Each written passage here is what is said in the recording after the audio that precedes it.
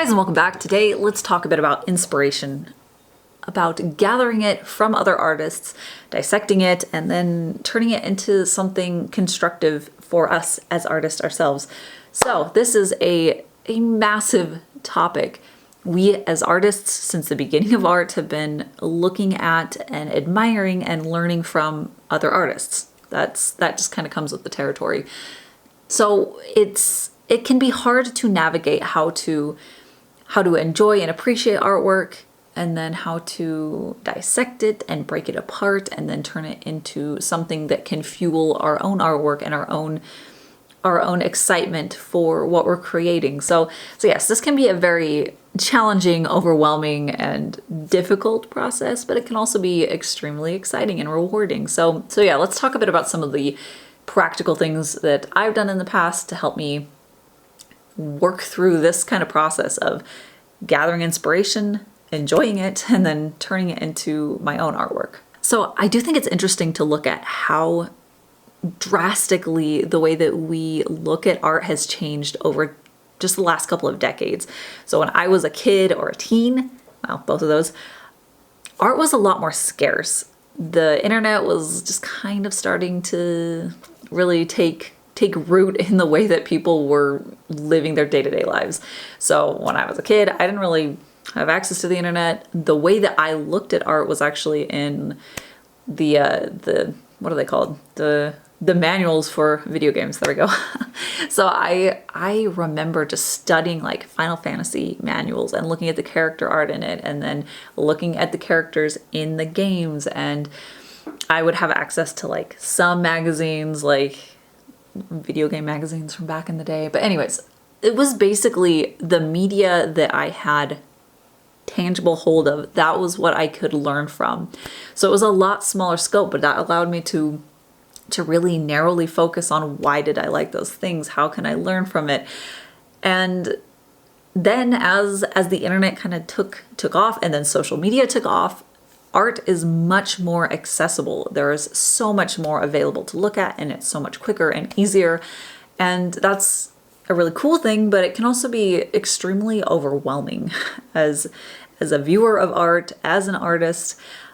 There was a point a couple years back where I would get my inspiration, quote unquote inspiration. I say that because it did not work well, but I would do this thing where I would get on Pinterest and then I would look at artwork, but it was just this sea of anonymous art that had been separated from the artist. It was just there, and I was looking at it, and it just ended up being deeply overwhelming. There was a lot of really interesting, amazing things there, but because I was just looking at like single pieces by artists in this wave of art, it was hard to actually pick apart what was I enjoying, what did I appreciate, what was sparking ideas, and what was just like blinding me to the things that I enjoyed. So at that point, I have learned to step away from this like mass consumption of art, and I've tried to step more into appreciating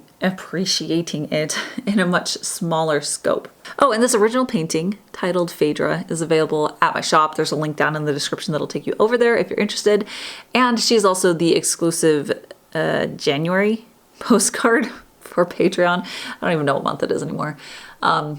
Yes, so she will be available as a postcard print.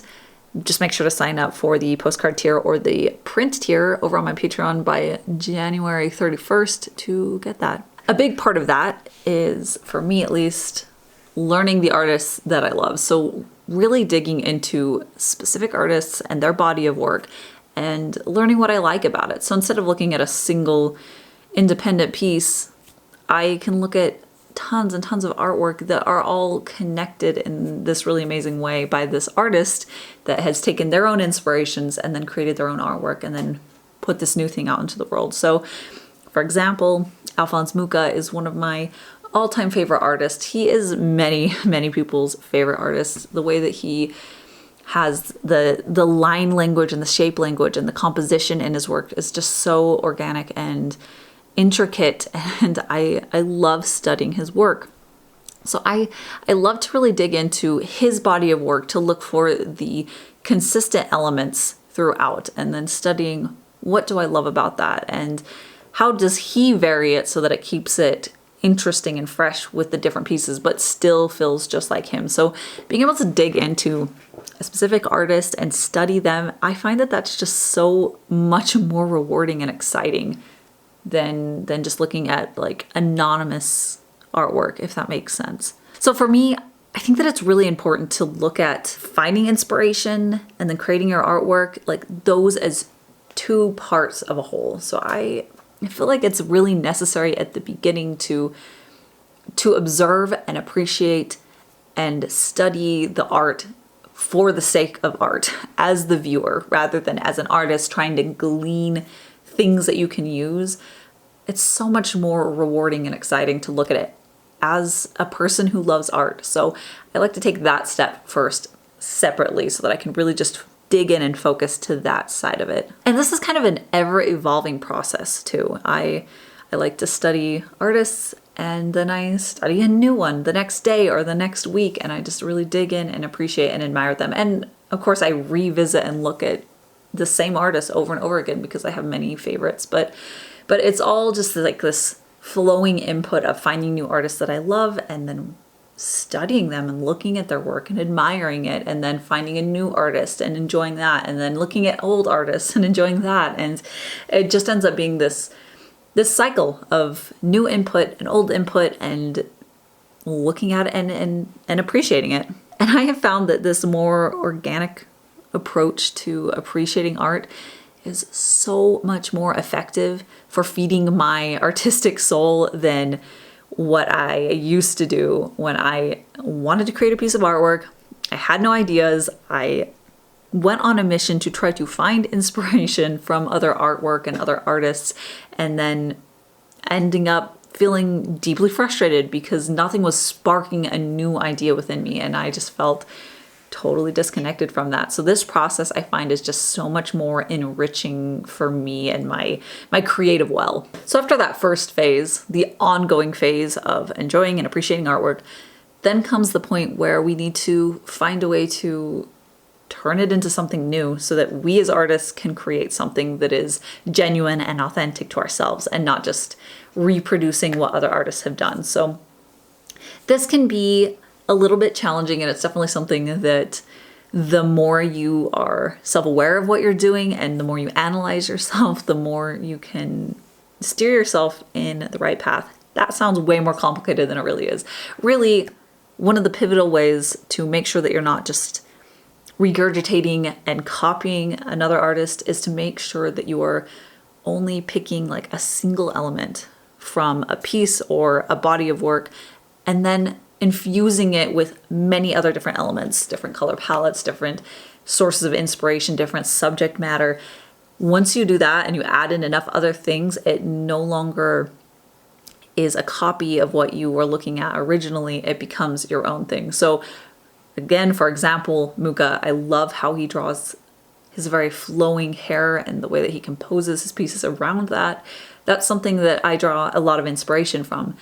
But then I also like to create paintings that have much darker elements to them, and they also have very different color palettes, and I look for ways that I can infuse and incorporate all of these different elements, and then in the end the totality of what I've created is significantly different. You can still see those ties. You can see that I am inspired by Muka. You can see some of that Art Nouveau connection in my work, but it doesn't feel like you could look at that and then look at a piece from Alphonse Muka and say, oh, that was that. It was directly inspired from that. So I think that's the big part, is just looking for as many inspirations that you can bring in, and then how small can you bite off a piece that inspires something new. I've also found that it's really helpful for me to go through a period where I can really study and enjoy and admire the artwork, and then I just let it simmer in the back of my mind for a while. So with like Muka's work, I will revisit it. I'll look at it maybe like twice a year, where I'll really look at his work. And then between that, I'm just creating, and it shifts and adjusts and becomes something new in between all of that. So as I create new artwork, as I draw with my own hand, as I find other inspiration, and I am not directly looking at Muka's work, it changes and it becomes something new, and it becomes something that is truly mine. And I think that that's kind of the helpful part of it, is learn from what you're looking at, but then give yourself space to let it become something different and new, rather than looking at that artwork as you're creating your piece and then continuing to look at it and draw from it and look at it. It helps you to build your own shape language and your own understanding. So that was a really dense topic. Let's talk a little bit about this painting that I'm working on for a little bit. So I wanted it to feel like an antique picture where they have this like almost paper frame around it. So I wanted to frame her in within the painting itself. And I actually went more with, in my opinion, more of an antique kind of color palette. So I actually gave her more natural hair color, which I almost never do. I love doing really fantasy hair colors. So I went with this, which is out of my norm, and I actually really enjoyed it. There's something about creating really granulating, rich yellows that I love, and I don't do it enough. I really don't. So I loved painting her hair color, and then I used more of this desaturated bluish teal for the background, and that just married really well with the hair color that I chose. So it was fun to channel a different feel for the work today than normal. Usually I go much more like saturated and bright, so this was fun. And the original painting, like I mentioned, is available at my shop, Phaedra, that's the name. There's a link down in the description that'll take you over there, and she is the exclusive January postcard. So if you'd like to get the only print of her, or the only way to get the print of her, is to sign up for either the postcard or the print tier by the end of this month, so January 31st, and then I'll send these out to you. So yes, check those links out down in the description.